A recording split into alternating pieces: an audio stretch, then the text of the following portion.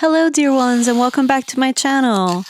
Today, we're going to do it a little bit different, and we're not going to be in my studio covering art content, but we're going to do a little bit of gardening. So I am doing cover cropping in this video, and I'll talk a little bit about it. So I rake back my mulch from the fall, which, helped to protect my soil over the winter. And then, of course, I have to weed. A lot of the dandelion and plantain gets into my beds. I keep them because they're great medicine. And even though we consider them weeds, they are medicine. So I like to do cover cropping. And actually, this is a new thing for me. And I'm really excited because this adds nitrogen back into your soil.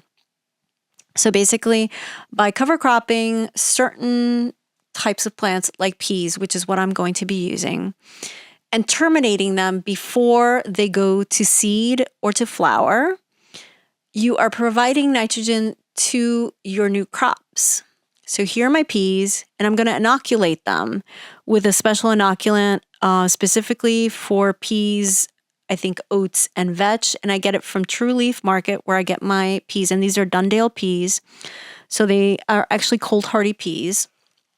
And you just have to put a dash of the inoculant in water to mix it up and really cover them up. I think I could have probably put a little bit more. This helps really form those nitrogen nodules on your roots. And when you cut the plant back, you're going to then have those nitrogen nodules release the nitrogen back into the soil, which will then feed your new plants. I also like to add a few amendments. This is basically mineral rock. I forgot the brand I use. I can put it in the links. And then I also use bokashi.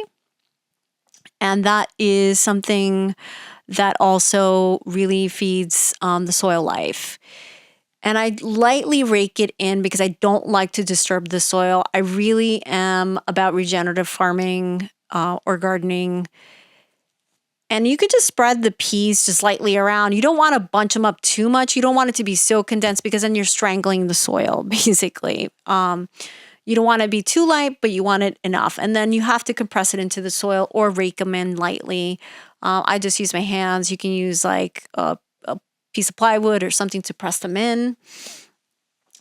And after I do this, I have to water them, of course, and cover them again. But I made a massive mistake in one of my other beds in putting too much leaf mulch on top of it, and then it matted over and not allowed any light to help germinate the seeds. So after this, I went back and took some of that leaf off of it. But here's my little creek next to my greenhouse, which I'm super excited that there's water again. So I get to collect my water here, and I tend to try to collect in my rain barrels as much as I can. So that way when we reach those really dry summers, I can have some fresh water waiting to water my plants. And it's so much healthier than using the hose because even though we have well water, we still use a filtration system. We don't use any chlorine, but there's still other stuff in the water that I don't really want to add to my plants. So then I have to carry my little jugs back to my plot and I water them thoroughly. And then we'll be covering them because if I leave them uncovered, the deer will eat them, the voles, the chipmunks, the deer mice, everybody thinks this is a restaurant. All right, I hope you really enjoyed this video. And if you did, can you please leave me a like? And if you have any questions or if you want to leave a comment, I highly appreciate it and I welcome it. And if you like this content, please subscribe because I'm definitely going to be doing more gardening videos aside from my art content.